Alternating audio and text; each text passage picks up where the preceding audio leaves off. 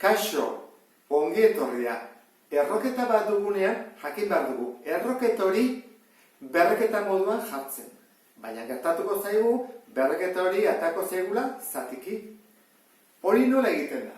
Adibidez, hemen baldin badugu, ikusten duzun bezala, n error a, ematen du, a honek zer dula berretzaile bezala bat, ez da ez du ezer. Baina n hau da bere zatitzailea, pasatzen da zatitzen. Eta hemen ere bai, bere berretzailea 10 da, n hori da bere zatitzailea. Horrek esan nahi du, ni baldin badut adibidez. Hemen bi dago, baldin badut hemen 6, izango litzatekela. Bi hau zatitzen pasatzen da.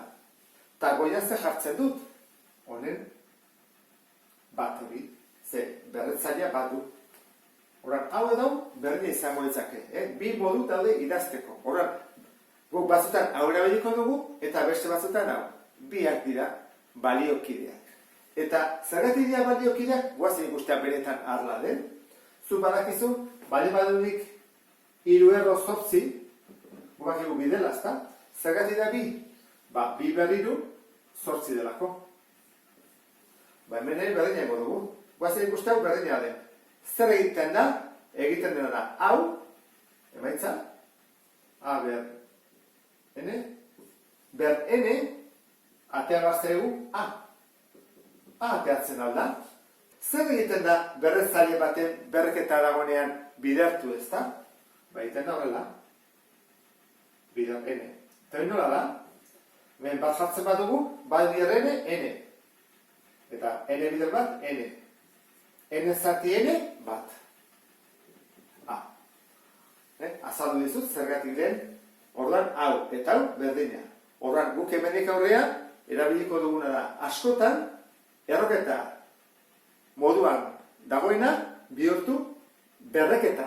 Eta orduan, eragiketak erresago egin daitezke. Hortarako, hasiko gara, ariketa hauek egiten, eta nik uste dut, derekin bat egiten badezu, berresago zaizula.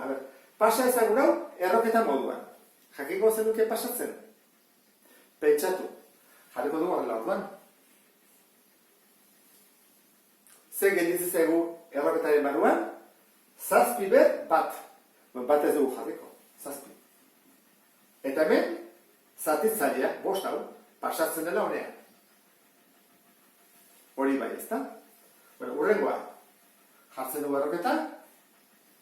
Zer gelditzen da barruan? 11 ber, 3. Osoak barruan gelditzen dira.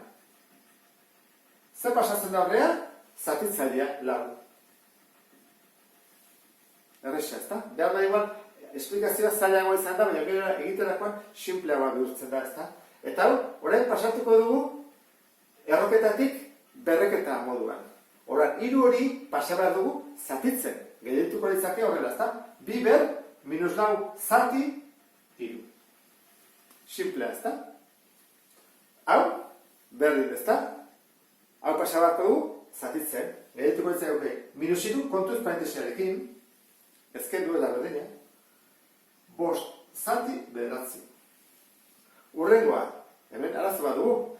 Esate bai dute kalkulatzeko, zer egin beharko duke, beti deskomposatu. Badak ez 125 deskomposatzen, ez? 125, egin bada, zati 5, atatzen da 25, zati 5, 5, 5, 5 berriru. Horren horrez, jarriko 5 berriru, ber, eren bat. Nola egiten dau? 3 bider, eren bat. Zenbait gelditzen zaigu, badakizu ez, hau da bat, 3 bider bat 3, bat bider 3, 3, 3 zati 3, bat. Horren, emaitza izango izateke, 5. 125, ber, eren bat, 5. Eta hemen, deskomposatu bat dugu, ezta? Baina ez dugu horrela deskomposatuko ingo dugu, zerbait bider bere burua. Zergatik? Hemen bi dugulako. Ikusten duzu? Horren ingo duguna da, 6 ber bi. 6 bider 6, eta pasei karratuan. 6 ber bi, eta kanpoan, 3 berdi. Horrek zenbaten baten du? Ematen du. 2 bider 3, 6, eta hemen 2. 6 zati 2, 3. Horran, 6 berriru izango izateke emaitza, edo esaten badi dute kalkulatzeko, egin beharko nuke 6 - 6.